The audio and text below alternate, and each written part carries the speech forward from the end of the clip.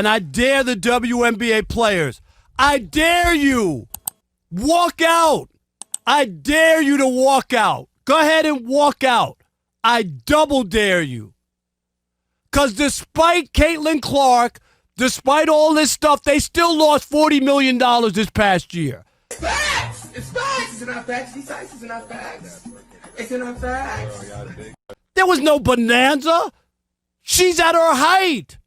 If you're losing money at her height, how in the world going forward? It ain't going up automatically. You just had the biggest bump and you still lost $40 million. I dare the union to walk out. I dare you players. Rob Parker is absolutely right. He just killed it with this. I mean, the data is there, and I'm showing you the facts and lost $40 million. That's why when I made the video yesterday and the lady was talking about in the future, there's going to be no future if the league is never going to be profitable. There is no business that sustains over time if it doesn't make a profit. The only reason the WNBA is around because the NBA subsidizes it. Because it ain't going to be pretty. You can't collect money for 30 years. This ain't some new league that started and you understand it's going to take a little while to make money. They were subsidized by the NBA. I know firsthand. Hold up. Let him... You gotta crawl before you walk, and I understand wanting more. But are you accounting for the 30 years of red ink that under normal circumstances you would not have had a league?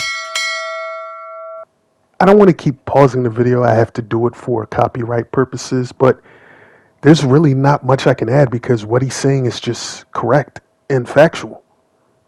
They're only viable because the NBA, like I said before, subsidizes them. And Rob Parker says this too. These football leagues that keep starting up, USF, ULFL, all these things. Everybody all I'm ever told is everybody loves football, right? Why don't those leagues last? You know how many of those leagues are folded? Oh, yeah. Because they don't sell tickets. The TV numbers aren't good enough. Again, I got to stop the video for copyright purposes, but this is a perfect analogy by Rob Parker that NFL is the main attraction. It's the biggest sports in the United States because it's entertaining. It's a good product. The NBA is a good product. The WNBA is not a good product to watch unless Caitlin Clark is on TV because she's exciting to watch.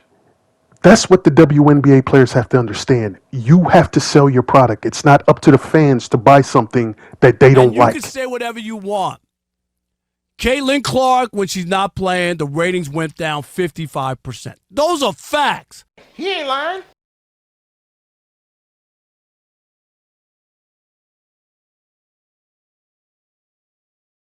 Not feelings.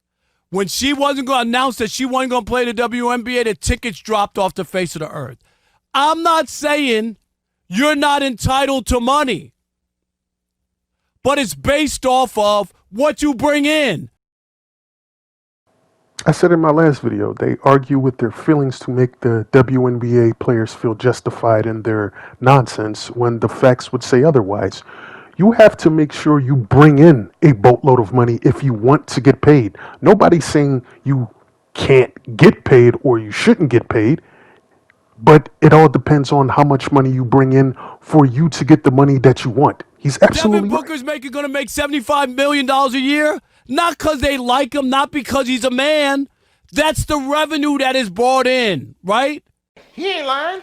And if I'm running the WNBA or I'm the NBA that owns the WNBA, I'm not going for the okie doke because Caitlin Clark showed up. And now there's still plenty of buildings where 6,000 people show up. Well, let's be nice. Let's be nice. We don't have to go there. I mean, you're not wrong, but you didn't have to say it. I mean, good Lord. Rob Parker completely ethered the WNBA's players' delusion of pay us what you owe us. He backed it up with facts. He backed it up with factual information and logic, something that voids the WNBA players, because they surround themselves in the echo chamber of self-delusion.